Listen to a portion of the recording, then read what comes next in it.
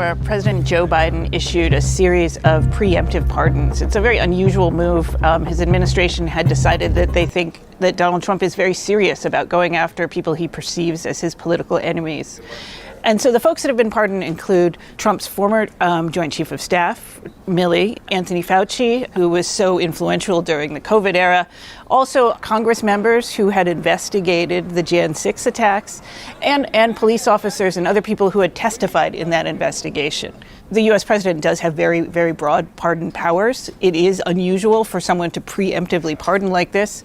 Last time that a president really did this in sort of a broad way was when Jimmy Carter preemptively pardoned people who had been drafted but had refused to serve in Vietnam.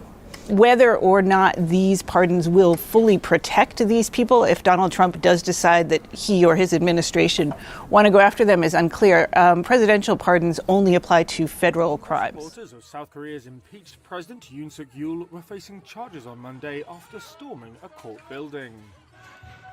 Protesters, some blasting lines of police with fire extinguishers or wielding broken barricades, rampaged through the Seoul Western District Court on Sunday. That was after a court ruling that allowed for Yoon to be formally processed for detention, including having his mugshot taken, part of a criminal investigation into whether he committed insurrection. Last week, Yoon became the first South Korean president to be arrested. That was over his short-lived martial law declaration. Out of 90 people who were detained after the clashes, Yonhap News Agency reported that police plan to keep 66 in custody on charges of trespass, obstruction of official duty, and assaulting police officers. South Korea's acting justice minister said other offenders were still being identified. Authorities said security was being beefed up at the Seoul detention center where Yoon is being detained, and at the Constitutional Court where an impeachment trial is being held. Separately on Monday, Yoon refused to appear for questioning at the Corruption Investigation Office for High-Ranking Officials, or CIO, which is leading the criminal probe. He has repeatedly refused to cooperate, with his lawyers arguing that his arrest and the warrant issued for his detention are illegal, and that the CIO has no legal authority to conduct the investigation. Speaking through his lawyers, Yoon said he found Sunday's rampage shocking and unfortunate, and called on people to express their opinions peacefully.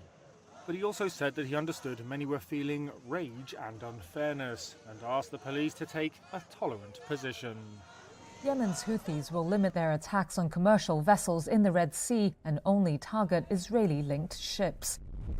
That's according to the Humanitarian Operations Coordination Center, or HOCC, and comes after the Gaza ceasefire.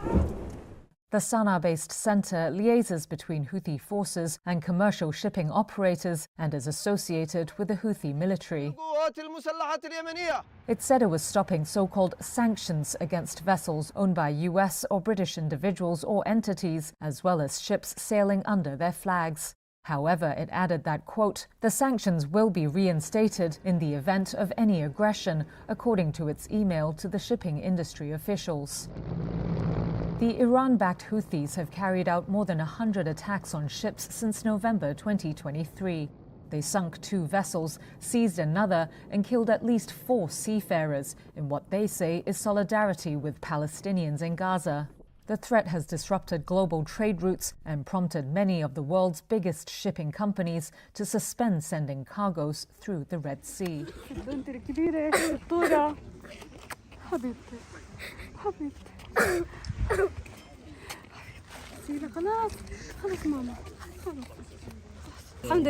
Thank God he reunited me with them, and hopefully he will reunite us with their father, and joy spreads in the houses of all prisoners.